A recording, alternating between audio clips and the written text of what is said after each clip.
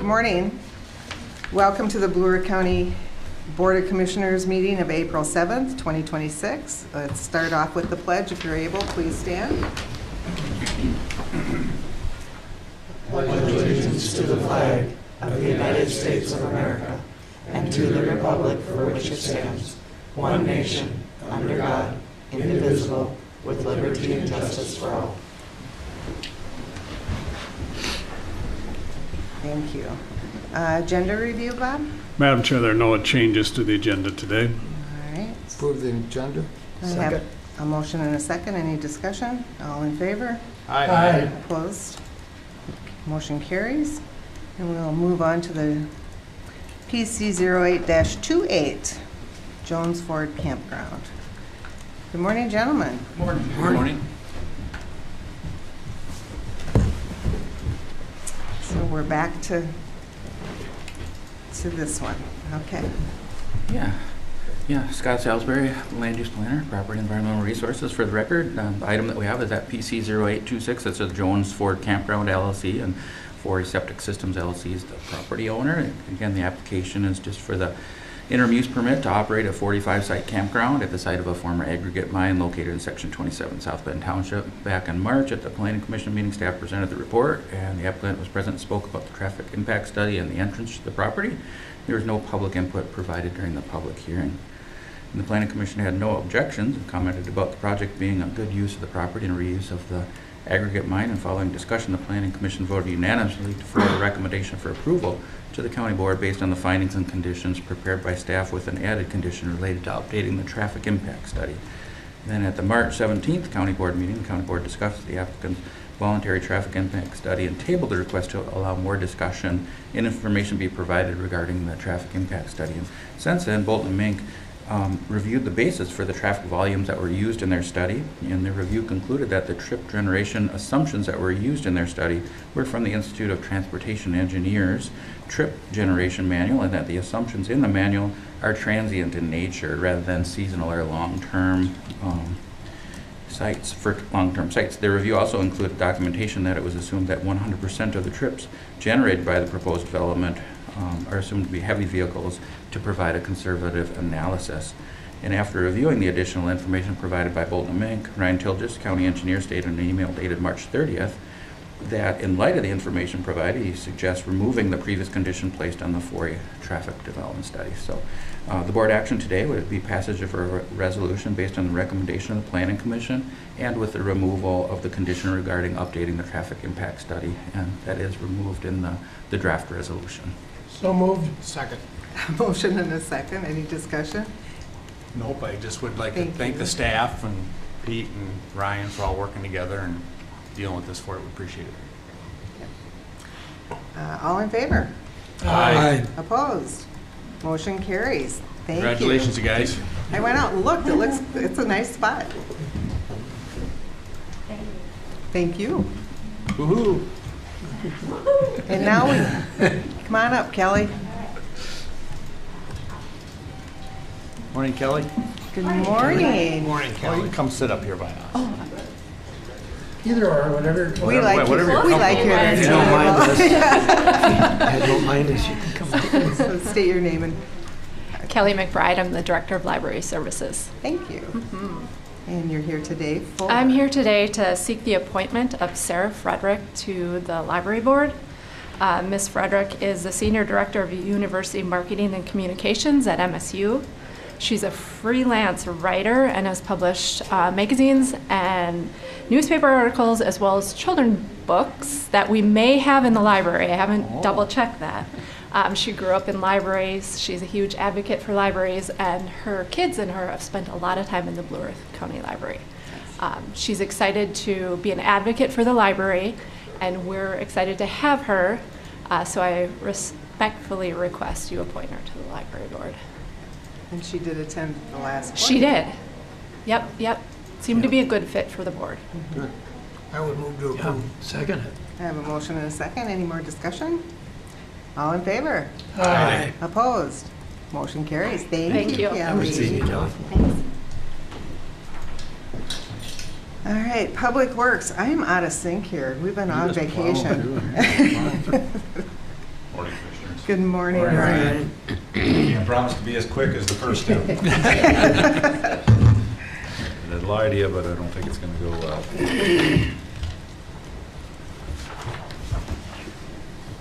All right, not a terribly long agenda today, but we'll work through it here. The first action item is consideration of bid award for our 2026 maintenance gravel crushing contract. We received 2 bids for the work this year.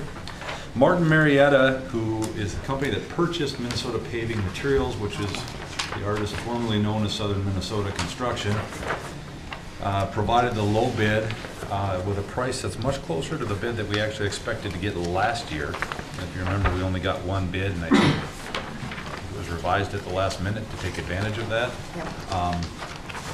So their bid, $7.50 per ton for the furnishing and putting up the pile of gravel, which is much closer, again, to what we expected. Then our second bid was W. Lawrence and Sons at $10 a ton. That was closer to last year's price.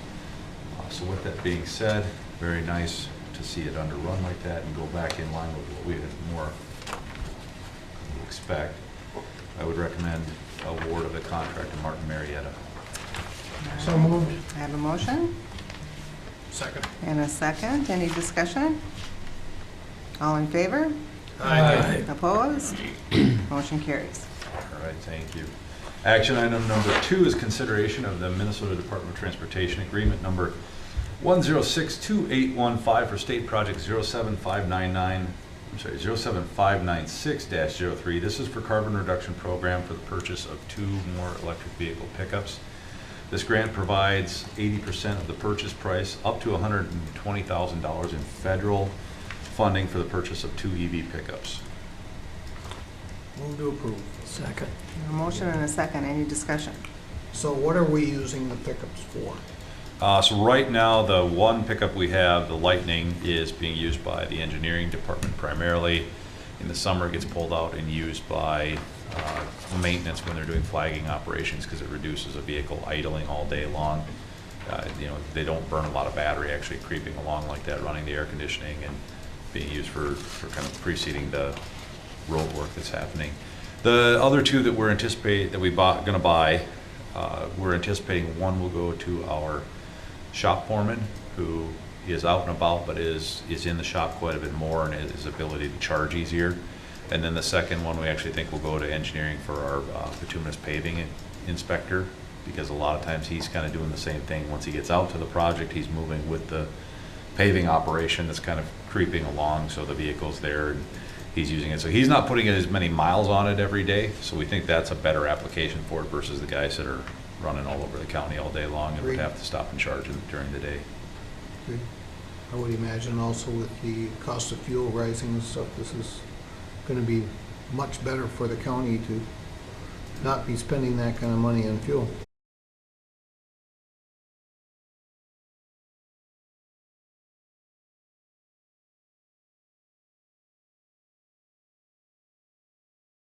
One thing I'd like to say is that I think we were concerned about the budget on this project initially, and so we held back some of the limits. And now that we have this significant savings of almost $600,000, we'd like to take about half of that and extend the project limits farther to the west so that we could pick up the road as far as it covers the entrances to CHS's operation. So we would reconstruct the piece leading to the CHS lot, and then also to their further west entrance. So that would really cover where the heavy truck traffic is going. So we would bring that in via change order later on. And again, we are estimating that'd probably be about $300,000 change order. So with that being said, I would recommend award to Wendell Lawrence Construction. So moved. I have a motion Second. and a second. Any discussion on this? All in favor? Aye. Opposed? Motion carries. All right. The last action item is consideration of resolution requesting the Commissioner of Transportation to conduct a speed study on County Road 60 from County Road 82 to Minnesota Highway 22. This segment is a little bit of a tough one. We've talked about speed limits in the past around Mankato in and out. We will be making some changes in accordance with the Minnesota Manual of Uniform Traffic Control Devices, that when you're leaving city limits and returning to a 55-mile-an-hour speed zone. It's not legal to say N30 or N45 anymore. It'll actually have to be a posted 55 sign at the end of the city. So like County Road 17 between Mankato and Eagle Lake will be marked on both ends for the city limits. But this segment doesn't really fit into the bucket of a 55-mile-an-hour road. It doesn't fit into the bucket of a 30-mile-an-hour road. And so with that being said, to make sure we have legal enforcement capability of the speed limit, we would recommend that the Commissioner of Transportation conducts that speed study. I move approval. Yeah. Second. Motion and a second. Any discussion? It's a good idea. All in favor? Aye. Opposed? Carries. All right, thank you. And we'll move into some informational item updates. County State Highway 5 from Riverfront Drive to Summit Avenue. Project is advertising for bids. We're going to open those on the 29th for board consideration in May. The project completion schedule has been revised due to the gas main relocation. So now the contractor is going to be expected to start on the south half of the project, which is from Riverfront to Pine Street. And then on the north half, the gas utility contractor will be replacing the utility, the large high-pressure main. In coordination with the gas main relocation and the railroad crossing relocation this fall, from Pine to Brook Street, there's going to be quite a bit of back and forth that's going to have to happen there. We're going to have to put in half of the box culvert, have them put the new gas main over the half of the box culvert, and then once they cross the gas main over to the new main, put the other half of the box culvert in and take out the old main, because the main is in direct conflict and the excavation is very deep for the box culvert, so you can't leave that much high pressure main just hanging out in the ether. So it's going to be more time consuming, and again, it will push work on the north half into 2026 or 2027, unfortunately. Good news on this project, we were notified that we'll receive local bridge replacement grant funds for 50% of the cost of the box culvert, so that'll be about $163,000 towards the project cost. That'll be brought with to the board with the bid results in May for that grant agreement.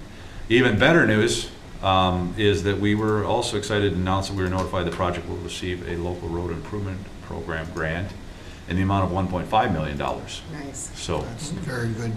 yes, the grant agreement again will be brought along with the bid results for approval. So, you know, we do spend a little bit on hiring external folks to help us with those grant applications. If we're extremely busy, I think it's about $25,000-$30,000, but you can see it's paying dividends in getting a $1.5 million grant. So the LREP grant, the local bridge grants, they really are our bread and butter for getting projects done and helping us fund them.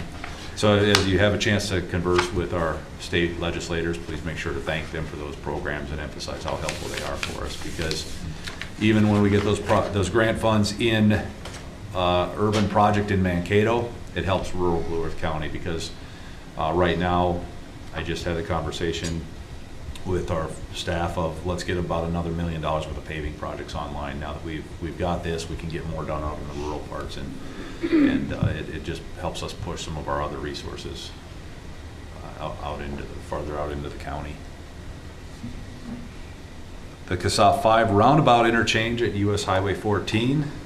More good news. I'm pleased to announce that our application for the local partnership program through MnDOT was successful. We'll be getting $560,000 towards engineering in fiscal year 28.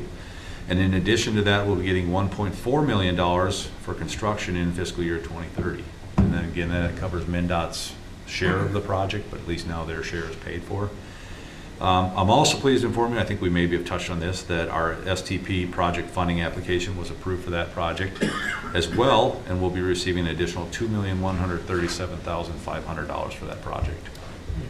So It's nice to have you here today. Yes, lion's share of that. I'm glad I can bring good news once in a while to you guys.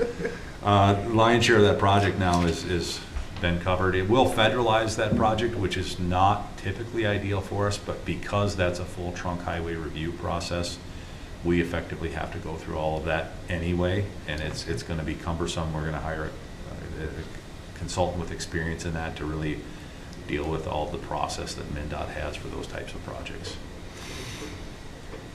Okay. The Ford Bridge replacement project, Icon has completed pile driving, is working on painting the piles. We're on track to reopen in June.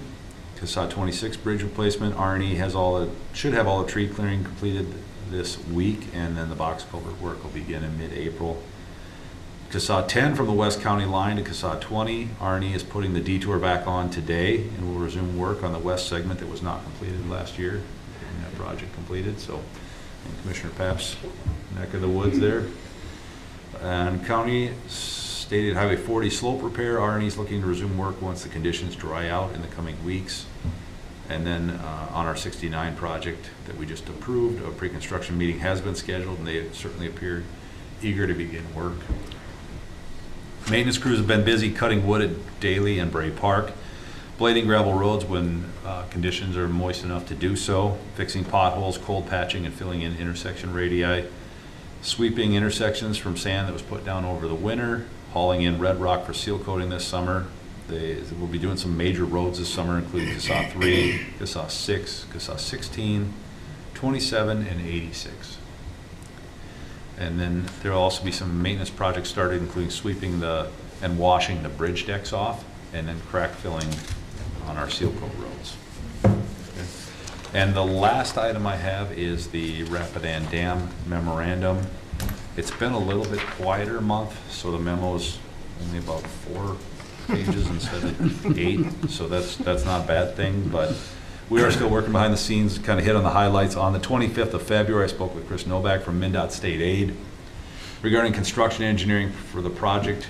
The county has determined that it's the most economical and best interest of the project for the county to perform the construction inspection and contract administration using county staff. Surveying and staking will be included as a contract item for the contractor to complete.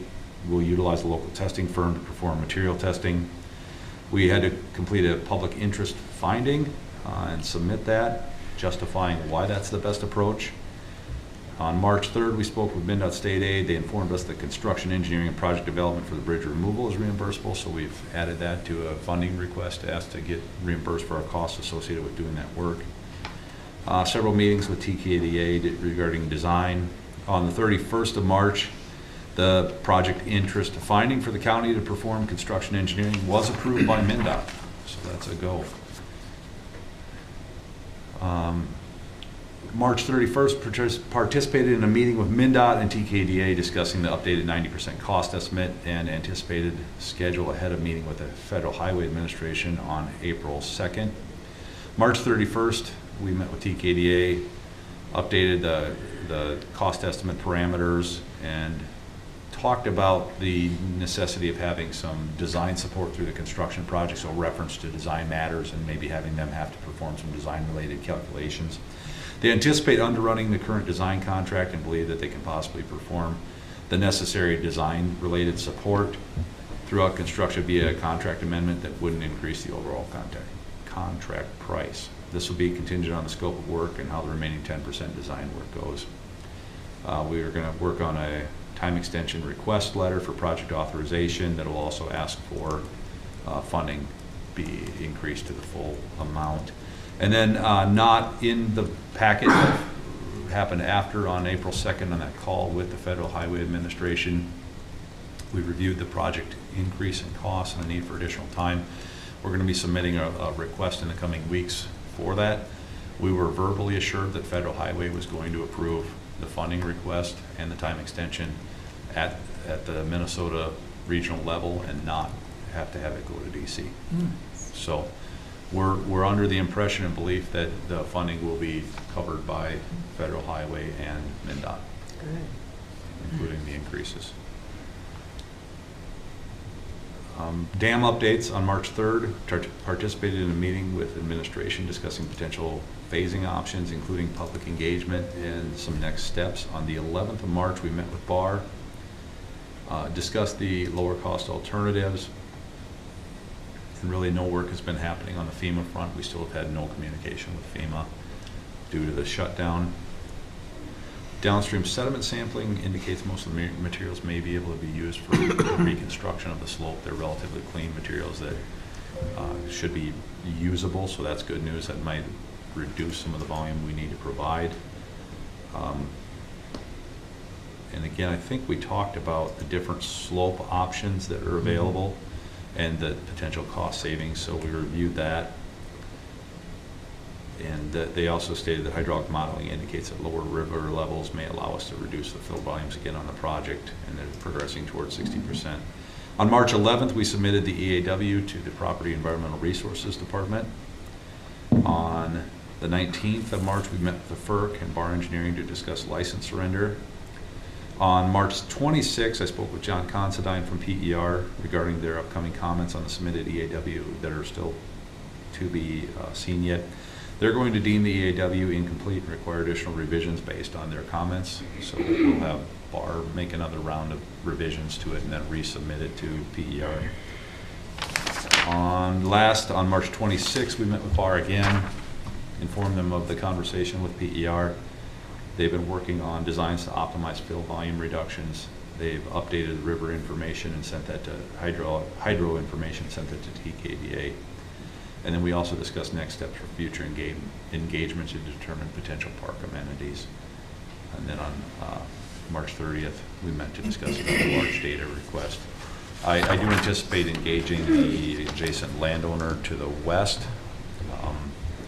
regarding the kind of revised options that we have and trying to get some feedback from them and based on some of their land use plans.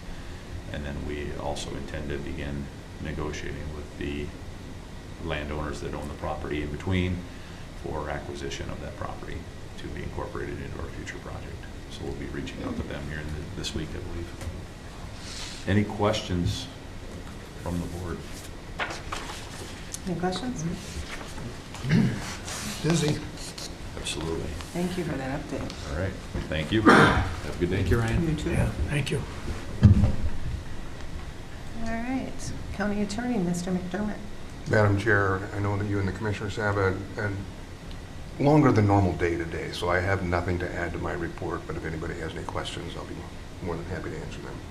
Thank you. Thank you. Thank you. Administration. Madam Chair, the first item is the county board minutes for March 17th. So moved. Second. I have a motion and a second. Any discussion? All in favor? Aye. Opposed? Motion carries. Next are the bills for the 3 weeks indicated. And move the bills. Second. I have a motion and a second. Any discussion? All in favor? Aye. Opposed? Motion carries. Tab 7 in your packet is the Human Resources Department agenda. I just have informational items for the board's information today. Starting with my formal resignation has been submitted effective May 1st, and so recruitment, as you're aware, has been initiated for a county administrator position. Then we have filled an assistant county attorney in the county attorney's office, but also received a resignation of assistant county attorney, so we've initiated recruitment to refill that position. We also received a resignation of an assistant county attorney on the civil side, and so have initiated recruitment to refill that position. Then we had the completion of employment for a social worker in our behavioral health unit in human services. We did fill a child protection specialist in the human services department, actually 2 of those positions. And then we initiated recruitment to refill a financial assistance program coordinator, which was vacated due to a promotion. And that promotion is listed next as a eligibility specialist that was promoted to a program coordinator. Then we did receive a resignation of a correctional officer, and so we've initiated a recruitment to refill that jail position. We also filled a correctional officer position in the jail. We received a resignation of a bailiff in the sheriff's department. We also received a resignation of a maintenance technician 1 in our public works department, so we've initiated recruitment to refill that position. And then lastly, we filled a landfill specialist position in our Property and Environmental Resources Department. So a lot of activity in these last 3 weeks in our Human Resources area, but I'd be happy to answer any questions that the board might have on any of those items. I don't have any questions. All right. Tab 8 then is a resolution, and I'd invite Mr. Milo to come up front and join the discussion here. Morning, Josh. I want to introduce this resolution appointing Mr. Josh Milo as the new county administrator. As I understand it, the board has interviewed Mr. Milo and wishes to enter into an employment agreement with him, and he has indicated willingness to accept that appointment, and so I'm happy to bring that forward for the board's discussion and approval. I would move to approve. Second. We have a motion and a second. Any discussion?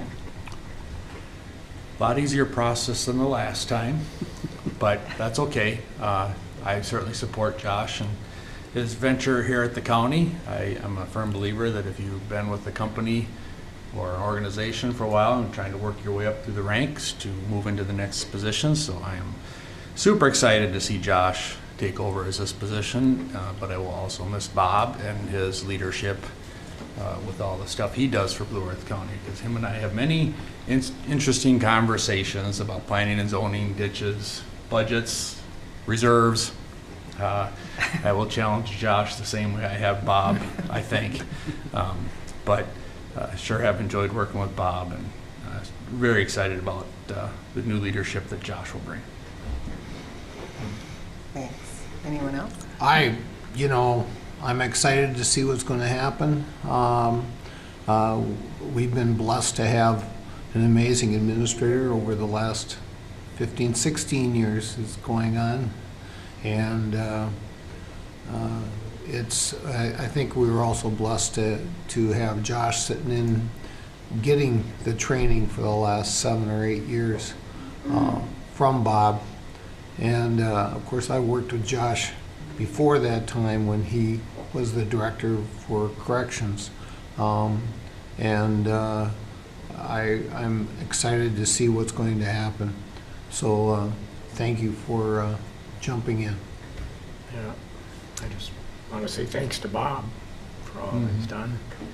And I guess we were there from the very beginning, and then just appreciate Josh stepping up, and yeah, I think he'll do a good job, and good luck. Keep it short. I'd like to congratulate Josh. That in my 6 years as a commissioner, you get to know other administrators and coordinators around the state, and a few other deputies. You don't probably have quite the working relationship with on the state level with all the deputies, but the ones that I do have got to know, and I've realized that not all deputies are treated the same. I don't know if that's the right way to say it, but have the same responsibilities. So I appreciate, Bob, your using Josh, and in many ways I think other deputies are not used in there to kind of help understand the role, learn the role, and will be a better administrator because of that. So thank you for making that commitment to the county to get Josh ready for us. Thank you. Couldn't agree more with all the comments. You do have big shoes to fill. I have worked with every administrator the county has had. So I'm looking forward to it, and you will be missed. Well, thank you. I think you've made a great choice. I've said to a lot of people, I think Josh will do a better job than I did, and so I really believe you selected the right person. It's always the goal. All right. Now the vote. Now, oh, that was discussion. All in favor? Aye. Aye. We can. Any opposed? Motion carries. Congratulations, Josh. I just want to say thank you to the county board for putting this trust in me. This, as only the 4th county administrator in Blue Earth County, I feel like I understand the weight and the responsibility of this role and what you've entrusted in me. We know we have work to do coming up. We've had a lot of changes of things that have come from the legislature. I mean, really what we do is what the legislature and Congress tells us, and they're pushing more on us and giving us less funding. So we know we have work to do, and I do appreciate that. I look forward to working with not only you as our commissioners, our other elected officials, with our county attorney Pat McDermott and our sheriff Jeff Worsel, and along with all of our department heads. We're fortunate to have a really great staff here. But I do really want to say thank you to Bob Meyer. It's big shoes to fill, and I understand that. I mean, I think we all know how tirelessly Bob has worked over these 15 years as administrator, and then go another 22 years in human services as director and manager. Is big shoes to fill, and I understand that, and I will look forward to trying to live up to some of the standards that Bob has set, and before him Dennis McCoy and David Twat. There's a long line of people that did really good work from Blue Earth County. So thank you. Thank you. Congratulations, Josh. Congratulations, Josh. Congratulations again. Thank you, Bob. Item number 9 in your packet is a resolution regarding payment in lieu of taxes regarding some of our public housing units. Both Blue Earth County and the city of Mankato are transitioning our public housing into kind of city and county owned properties, but still keeping those properties available for low income and people that are in need of housing support. And so through this transition with HUD to this new ownership model, we do need to take some action to adjust the payment in lieu of tax rate for those properties to keep those properties affordable. And so shifting from a 10% PILT rate to a 5% rate as per state statute. And so bringing that resolution forward for the board's consideration today. Move to approve. I have a motion Second. and a second. Any discussion? All in favor? Aye. Opposed? Motion carries. That's all I have for you, Madam Chair. Thanks. Thank you. We'll start with you, Kevin, on reports. Since the March 17th board meeting on the 19th, I participated in the NACO RAC meeting. On the 23rd, the AMC legislative update in the morning, and then participated in the Rural Minnesota Energy Board meeting. On the 24th, I attended the Poplar Apartments groundbreaking and the Green Seam Ag Forum. Participated in the AMC Leadership Conference on the 25th through the 27th. Also on March 27th, I was notified from the governor's office that I had been appointed to the Bowser Board, serving one of 3 county commissioners that are on that board. Congratulations. Thank you. Good for you. Well deserved. Well, I'm looking forward to that. On the 30th, we had our University of Minnesota Extension Advisory Committee meeting. April 1st was department heads. April 6th, yesterday, we had our 17th and our last Blue Earth One Watershed, One Plan meeting. As we started that process, now the GBRBA will become the administrative agency under that, and it will participate through the GBRBA board on that. So that plan is now done and has been approved by Bowser. And then this morning, before board meetings, we had JD 24 and JD 9 meetings for the Drainage Authority. That completes my report. Okay.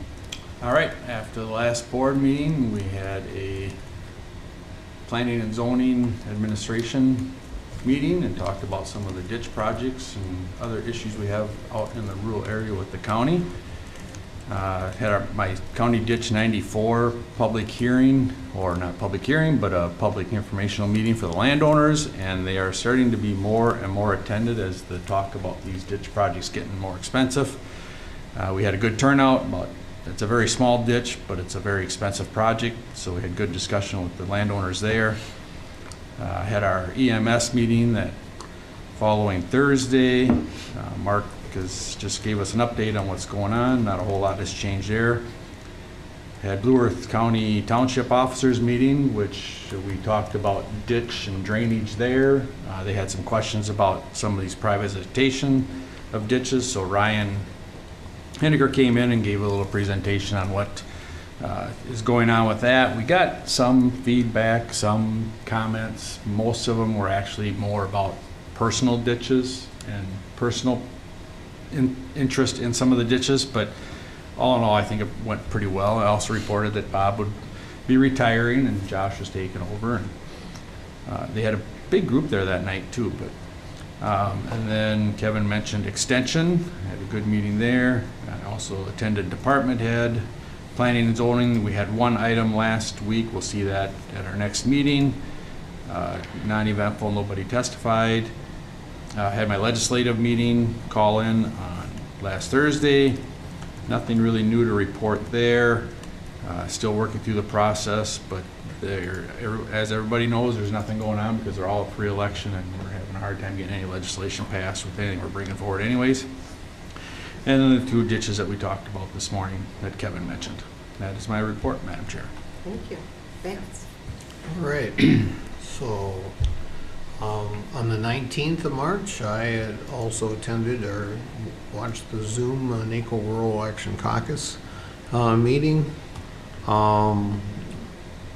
Let's see, I was on the AMC Ledge Zoom update, and then I was on the AMC Governor's Transforming Health and Human Services Proposal Zoom.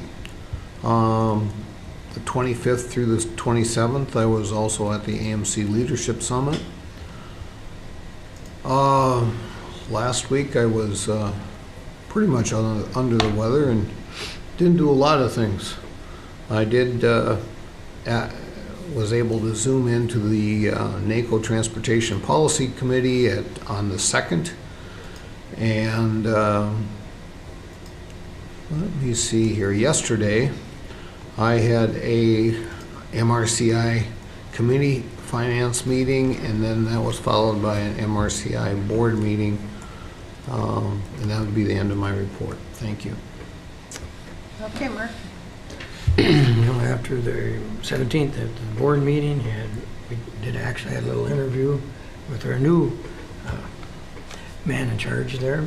And then on March 26th, did have a Partners for Housing meeting. And that evening had a Blue Earth Association Township Officers. And then on April 1st, did have a department head meeting. So, and that concludes my report. All right. Well, on the 17th, the interview of Josh. And on the 18th, I had the GMG elected official panel, and then I went to the GMG State of the Cities at noon and Region 9 that night. On the 19th, I had TDS and then attended RAC. On the 23rd, like everybody else, the Ledge update with AMC, the AMC Lunch and Learn, and then I had my NACA FIGA meeting. On the 24th, I got to cut the ribbon at the ribbon cutting for the Poplar Apartments.